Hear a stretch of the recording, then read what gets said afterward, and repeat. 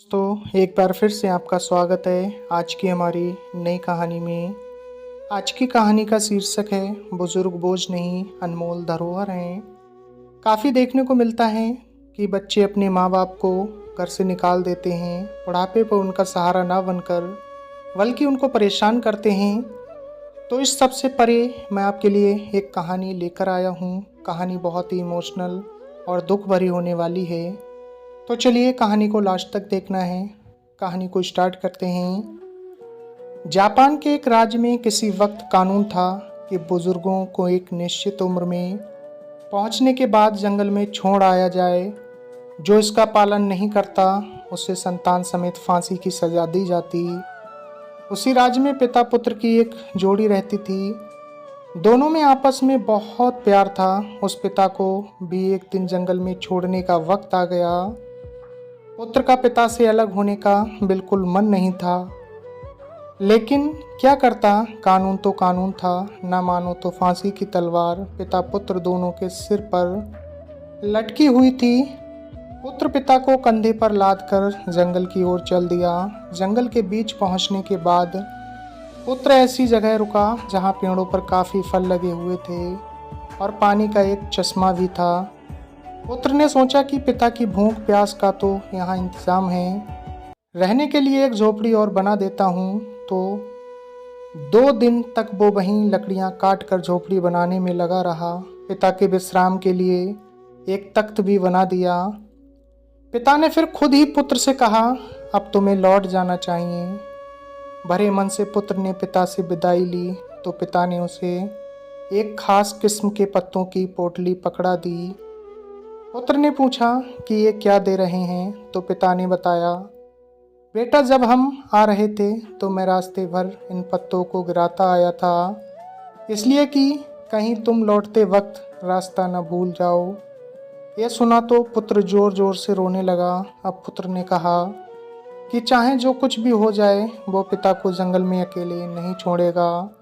ये सुनकर पिता ने समझाया, बेटा ये मुमकिन नहीं है। राजा को पता चल गया तो दोनों की खाल खींचने के बाद फांसी पर चढ़ा देगा। पुत्र बोला, अब चाहे जो भी हो मैं आपको वापस लेकर ही जाऊंगा। पुत्र की जिद देखकर पिता को उसके साथ लौटना ही पड़ा। दोनों रात के अंधेरे में घर लौटे। पुत्र ने घर में ही तहखाने में पिता के रहने का इंतज़ाम कर दिया, जिससे कि और कोई पिता को ना देख सके। पिता को सब खाने पीने का सामान वो वहीं तहखाने में पहुंचा देता। ऐसे ही दिन बीतने लगे। एक दिन अचानक राजा ने राजभर में मुनादी करा दी कि जो भी राख की रस्सी लाकर देगा उसे माला माल कर दिया जाएगा। अब भला राख की रस्सी कैसे बन सकती है? उस पुत्र तक भी ये बात पहुंची। उसने पिता से भी इसका जिक्र किया। पिता ने सुनकर कहा कि इसमें कौन सी बड़ी बात है, एक तसले भर रस्सी को रख कर जला दो। पूरी जल जाने के बाद रस्सी की शक्ल बरकरार रहेगी।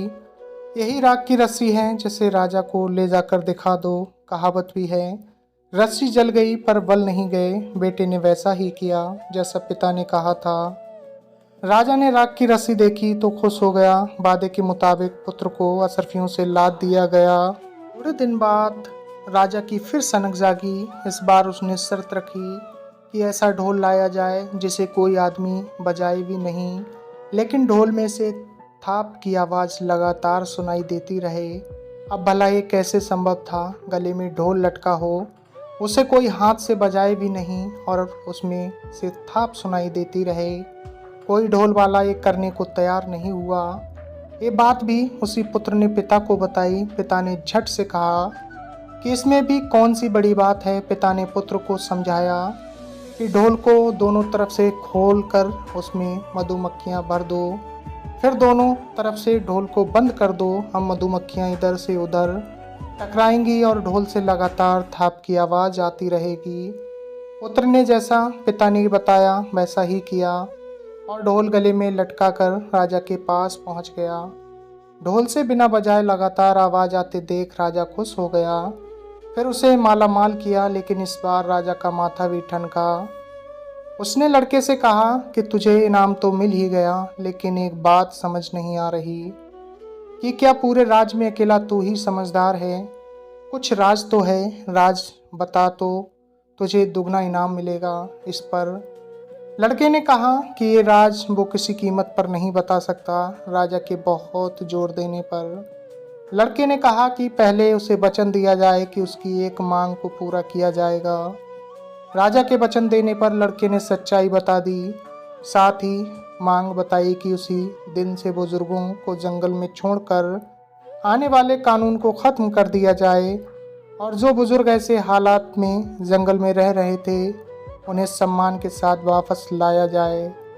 राजा ने वचन के अनुरूप फौरन ही लड़के की मांग मानते हुए उस कानून को निरस्त कर दिया। साथ ही जंगल से सब बुजुर्गों को वापस लाने का आदेश दे दिया।